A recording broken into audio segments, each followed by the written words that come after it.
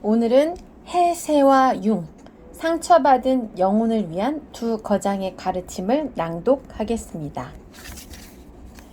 지은이 미구엘 세라노, 칠레 출신의 작가, 외교관, 정치가로 독일과 스위스를 여행했고 스위스에서 말년의 해세와 융을 만났다.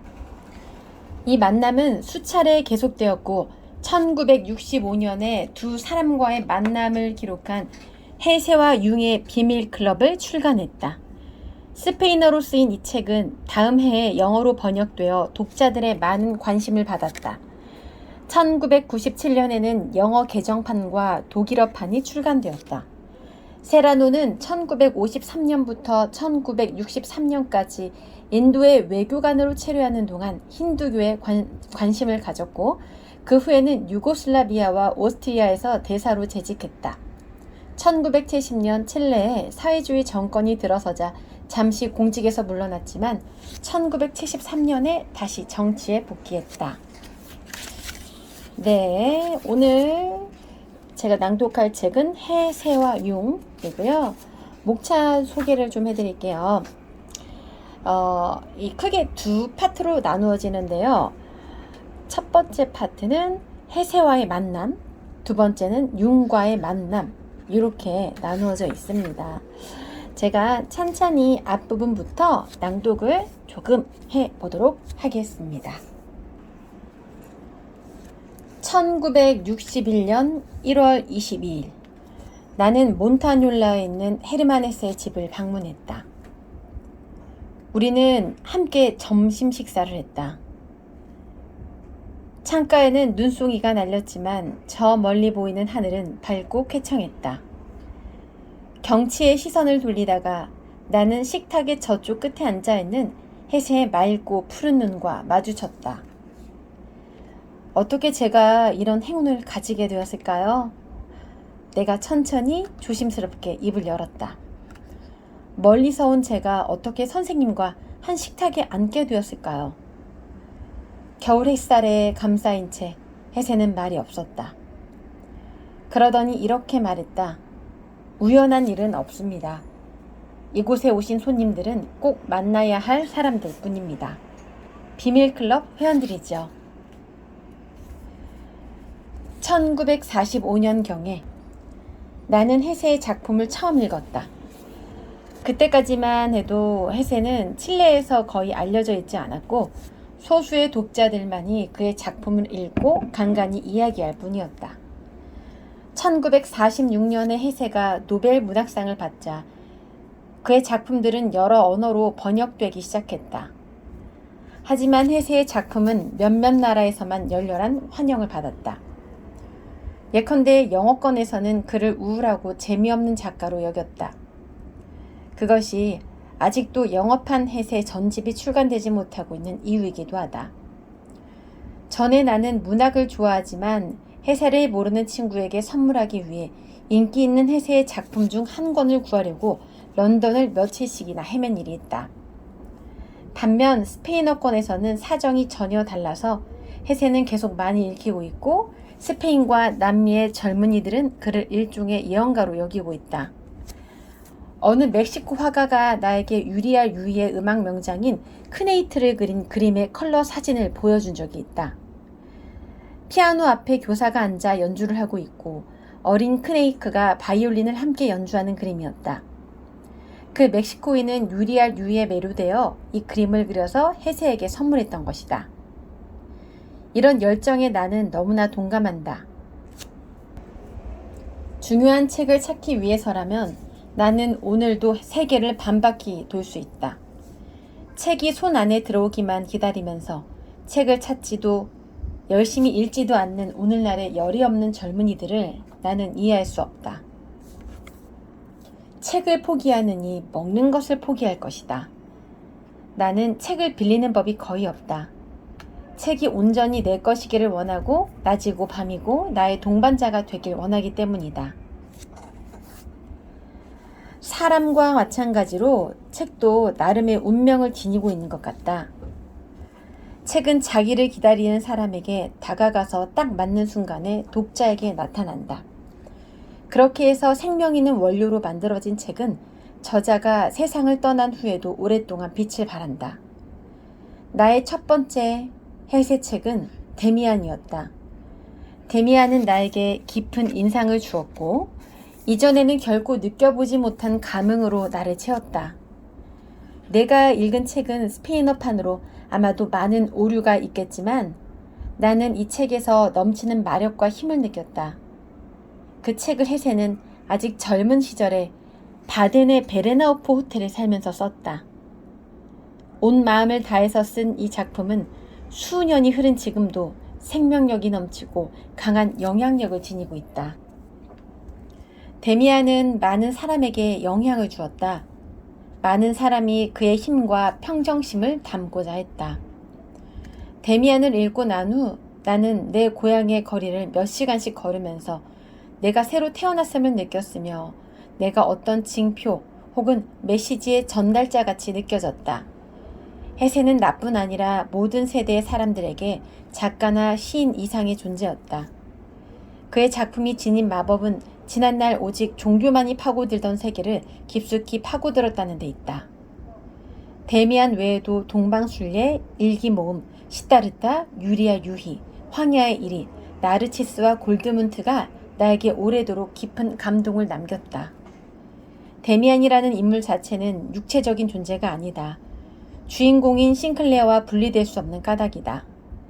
데미안은 싱클레어 자신, 그의 깊은 자기, 우리의 심연에 내재하는 일종의 원형적인 인물이다. 다시 말해 데미안은 불변하고 본래적인 자기로 해세는 그를 통해 인간 존재의 마법적 본질에 관한 메시지를 전하고 있다. 데미안은 어린 소년 싱클레어로 하여금 내면에 내재하는 본래적 존재에 대해 인식하도록 함으로써 흔히 사춘기 시절에 겪게 되는 혼란과 위험을 극복할 수 있게 도와준다. 우리도 종종 인생에서 데미안같이 강하고 젊은 사람들을 만나 그들에게 존경과 경탄을 보내기도 한다. 그러나 우리 모두의 내면에는 데미안이 있다. 작품 결말에 야전병원의 침대 위에 누워있는 싱클레어에게 데미안이 나타나 키스하면서 이렇게 말한다. 잘 들어, 싱클레어. 내가 필요하게 되더라도 내가 말을 타거나 기차를 타고 올 거라고 기대하지 마. 내 자신 속에서 나를 찾도록 해. 이 말을 해세는 개인적인 엄청난 고통 가운데, 즉 전 유럽을 뒤덮은 전쟁 때문에 조국을 버려야 할 때 썼다. 해세 역시 데미안을 자신의 내면에서 찾아야만 했다. 이런 메시지가 책에 명확하게 기술되어 있지는 않다. 그보다는 마법적으로 암시되고 있다. 상징적 진실은 오직 직관을 통해서만 이해될 수 있다. 하지만 진실이 모습을 드러낼 때 그것은 당사자의 전 존재를 환하게 밝혀준다. 그것이 바로 수년 전에 내가 고향의 거리를 걸으며 새로운 어떤 것이 내 삶으로 들어왔음을 느낄 수 있었던 이유이기도 하다. 아브락삭스. 삶에는 빛뿐 아니라 그림자도 있다. 하지만 우리는 그렇게 받아들이지 않는다. 우리는 늘 빛과 높은 봉우리만을 향해 매진한다. 어린 시절부터 종교나 학교 교육을 통해 이상적인 세계에 부합하는 가치만이 우리에게 주어진다.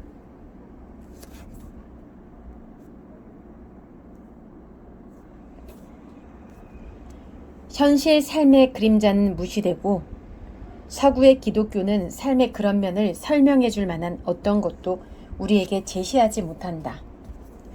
그래서 서구의 젊은이들은 현실에서 맞닥뜨리는 빛과 그림자의 혼재에 대처하지 못한다. 그들은 절대에 대한 그들의 선입견과 현존하는 실제를 이어줄 아무런 이음새도 갖고 있지 못하다. 그 결과 보편적인 상징들과 삶을 이어줄 연결고리가 끊긴 채로 분열이 발생한다. 하지만 동양, 특히 인도에서는 사정이 완전히 다르다. 자연에 뿌리를 둔 고대 문명은 다양한 신의 세계를 그대로 수용한다. 그래서 동양인은 빛과 그림자, 선과 악의 동시적 현존을 수용할 수 있다. 그들에게 절대적인 것은 없고 신도 무력하며 악마 역시 마찬가지이다. 하지만 이러한 이해의 대가는 자연 자체에 대한 숭배이다. 그 결과 힌두인들은 서양인보다 덜 개인화되었다. 그들은 결코 자연을 넘어서는 존재가 아니며 집단 영혼의 일부일 뿐이다. 서양의 기독교인 오늘날 직면한 문제는 어떻게 개성을 잃지 않고 빛과 그림자, 신과 악마의 공존을 받아들일 수 있는가 하는 것이다. 그러기 위해서는 인격화된 그리스도 이전의 기독교, 그리스도 이래로도 지속적으로 활동하고 있는 신을 발견해야만 한다.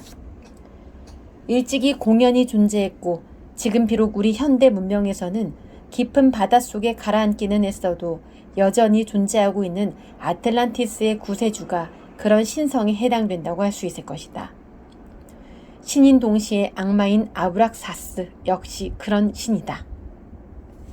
나는 아브락사스라는 이름을 데미안에서 처음 알게 되었지만 사실 어려서부터 그 존재를 느끼고 있었다.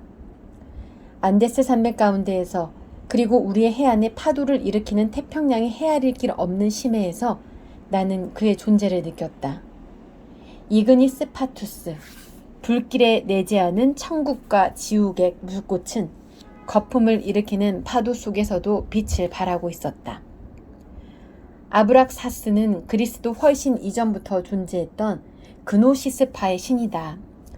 아브락사스는 아틀란티스의 그리스도와 비견될 수 있는데 아메리카의 원주민이나 칠레의 인디언들은 그를 다른 이름으로 부른다.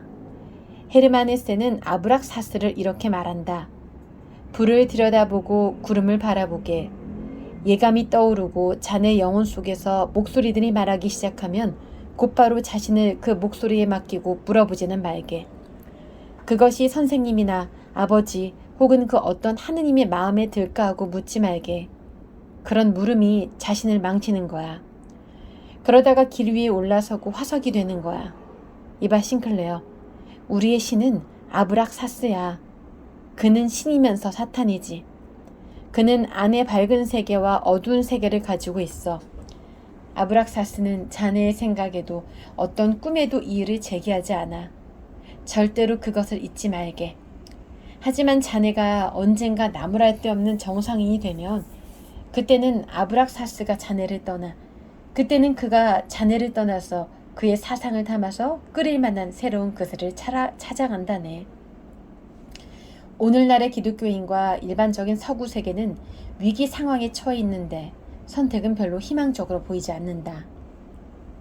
우리는 과거의 역사에서 보았던 어떤 묵시록적 재앙도 인간을 정시하여 우리 삶의 수준을 끝없이 하락시킨 동양의 비인간화의 길도 원치 않는다.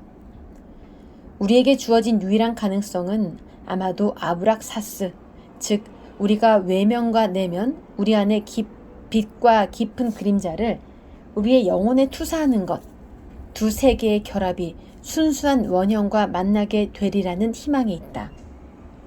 이 순수한 원형은 우리 안에 내재한 마치 아틀란티스처럼 긴 세월 동안 우리 의식의 바닷속 깊은 곳에 가라앉아 있던 신의 진짜 모습이다. 그런 의미에서 아브락사스는 총체적 인간이라고 할 수 있다. 네, 오늘은 해세와 융, 상처받은 영혼을 위한 두 거장의 가르침 일부를 낭독해 보았습니다.